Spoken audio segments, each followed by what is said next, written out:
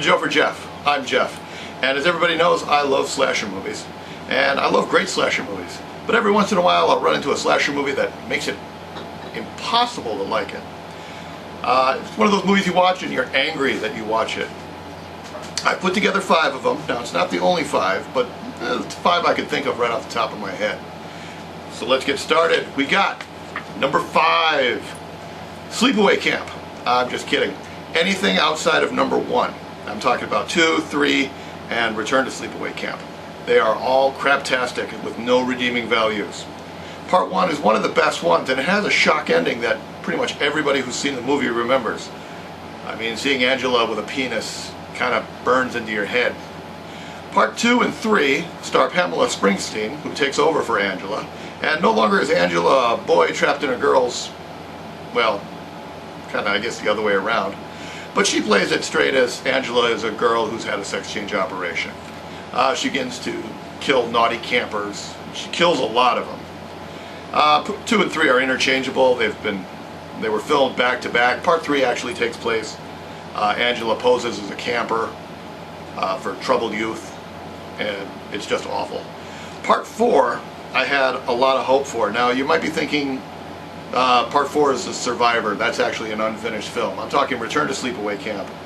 Made by the people who made Sleepaway Camp. It's still terrible. Awful. Useless. They could not recapture the magic. So, if you're talking about Sleepaway Camp, Part 1's the best. Ignore the others. Alright, now, number 4. Truth or Dare. No, not the one where Madonna gets naked all the time. This is a direct-to-video movie about a man who goes insane, starts playing Truth or Dare with himself, and killing everybody he runs across. It's a clusterfuck. It makes absolutely no sense. The movie's famous because one of the Backstreet Boys was in it. The one who had to pencil in his mustache, he plays a kid in the movie. That's all it's famous for. It's incredibly terrible. What's terrible is they keep making sequels for this. I think they've made Part 4 already. It had a cool copper mask, but really when that's the best thing you can say about your movie, you know you're making a crap movie. Number 3, Frightmare. Now I know there was a early 80s movie called Frightmare. This one is actually from, I believe, 2000, 2001. It's about a serial killer called the Conscious Killer. And as this TV psychiatrist explains, he is seeking out people who have a conscience and killing them because he does not have a conscience. What kind of Dr. Phil crap is that? It begins with a woman who's closing up a gym for the night. We see the killer steal her keys, and she takes a shower, gets dressed, leaves, and apparently she gets into her car without her keys, but she sees that somebody is kind of walking to her. Now she gets in the car and drives away, and you think she's safe, but she gets home and her parents are dead. So apparently the killer who was chasing her beat her home, killed her parents, and is waiting for her, by the way. She's probably knocked out. She's tied up in this weird Boy Scout S&M rig. When she wakes up, the killer stabs her and guts her. They also never explain that anywhere else in the movie. It takes place, it's basically a high school filled with 25-year-olds. They are starting a haunted house to pay for a class trip, and they believe they are being stalked by the Conscious Killer, who apparently doesn't care much for fingerprints because he wears fingerless gloves when he kills people. It has a pretty cool mask. It's like a silver chrome skull with a big black wig. Bad acting, no nudity, and an ending that doesn't make any sense. I'm going to spoil it for you just so you don't have to watch this. The skinny geeky guy is the killer, and he's been pretending to be the Conscious Killer. Okay, they never set this up quite right, but the hero, the final girl, had a twin sister who was murdered. They never really explain that. They just kind of expect you to know it. Anyway, he's chasing her through the haunted house, and he's explaining that he killed her sister a year ago and why he's killing everybody now. Well, she gets the drop on him, stabs him, and then her final line to him, "Why did you kill my sister?" And I'm like, Bitch, where were you for like the last 5 minutes? He's been yelling it all the while he's been chasing you about why he killed your sister. Stupid ending, stupid plot holes up the ass. I watched this one thinking it would be a nice waste of time. Maybe a so bad it's good. It's just so bad it's bad. And I've never wanted to see it again. Alright, number 2. 1 and 2 are actually interchangeable, but I'm going to give this one the number 2 spot because at least they didn't make a sequel. This is Carnage Road, The Legend of Quiltface. And if you've seen it,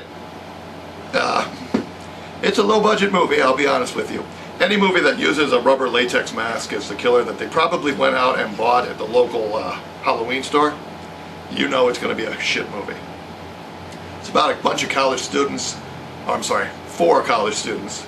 Their class project is to go out in the middle of the desert and take pictures of nothing. There is literally nothing out there to take pictures of. But anyway, they're going to go out and take pictures.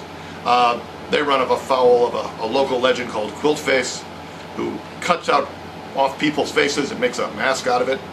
Not like Leatherface, because he uses more than one face. Anyway, he walks around in a black overall suit like Michael Myers, and he's got his nice little latex face and a big machete. And they never really explain how he lives out in the desert by himself. I guess they didn't really feel the need to. Apparently, there's a hobo or something living out there who's been helping him. It's awful. Terrible. No redeeming qualities whatsoever. In fact, when one of the final victims finds the van that's supposed to take him back, they're supposed to be in the middle of nowhere. And the guy sitting in the back of the van, you can see cars on the interstate right behind him. Lots of them. Shit, I might have seen a McDonald's sign here somewhere in that movie. Anyway, it's a horrible movie. I watched it once. I never want to see it again. I spit in that movie. Ugh. Never watch it. Never watch it. Alright. Number 1.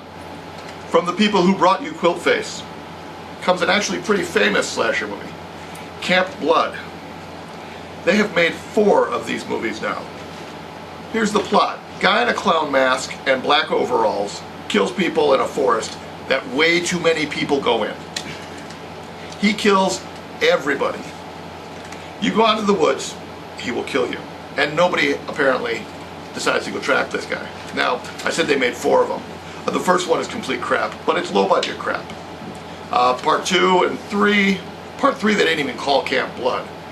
Part 2 is, they're going to make a movie about Camp Blood Part 1, and the killer starts offing people. Part 3 is a reality show. That's actually not terrible. Part 4, they introduce a new killer by killing off the clown killer in like the first 5 minutes. It's still crap. Their idea of special effects is, we're going to stab you and then you're going to spit blood out of your mouth. One person gets a machete right in their head and they start spitting blood out of their mouth. They don't explain how the blood got in their mouth or anything like that, but they'll have a machete sticking out of their head and the blood will come out of their mouth. It's a horrible movie too.